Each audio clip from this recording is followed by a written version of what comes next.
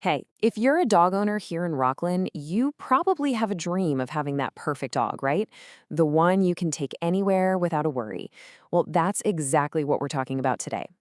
Think of this as your guide to finding the right trainer to help you get there.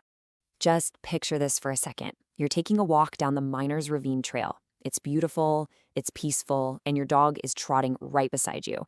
No pulling on the leash, not barking at every person you pass. Sound too good to be true? It's not. That's exactly what good training can do for you.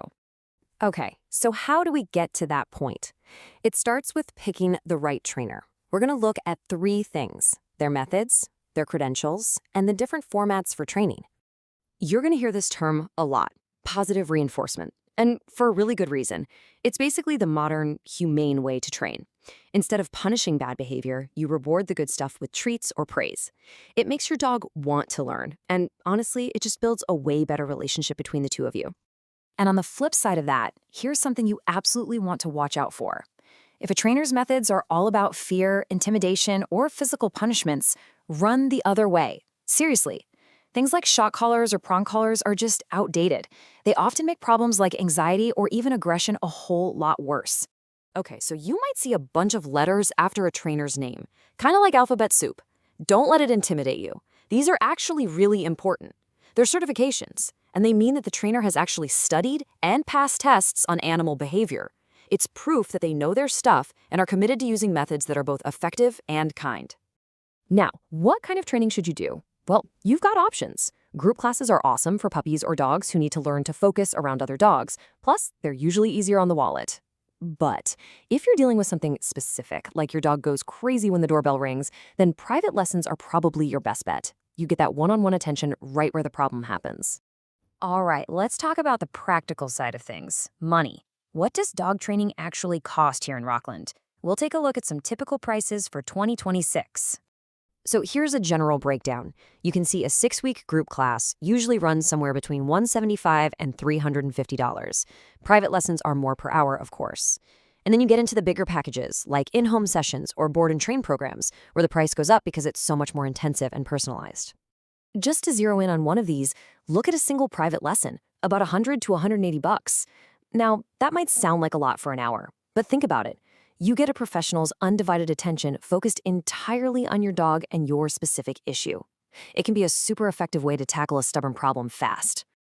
Okay, you found a few trainers you like. Now what? Now you interview them. This is a really big step, and having the right questions ready to go is going to make all the difference. Here's a super simple 4-step plan for that chat. First, ask about their philosophy. We've talked about that. Then, ask about their credentials. Next, you talk all about your dog and what you want to achieve. And finally, get the details on the cost and their policies. Easy, right? Just cover those 4 bases. And here are the exact questions you can use. You can just have this list handy when you call.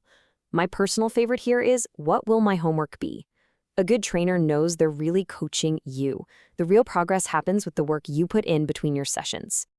So you've hired a trainer, you're making progress. Now it's time to practice out in the real world. Let's talk about some of the local rules and great spots around Rocklin for you and your dog. All right, here's a number you just have to burn into your brain: 6, as in 6 feet. That's the maximum length your leash can be in any public area in Rocklin. So if you use one of those retractable leashes, you've got to keep it locked at 6 feet or less. Besides the leash rule, there are a couple of other must-dos. Your dog needs to be licensed with Placer County.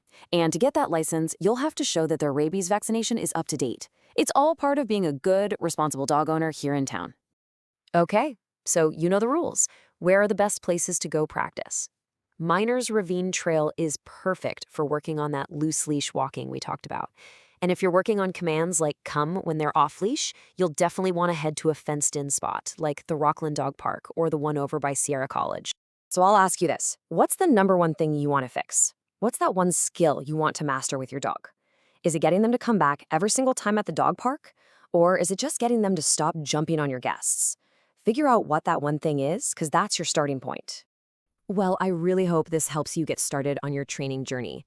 Just remember that all the effort you put in now pays off in so many ways. Having a well-trained dog just makes life here in Rockland better. whether you're at the park, grabbing a coffee at an outdoor cafe, or just having people over. It really does make everything more enjoyable for everyone.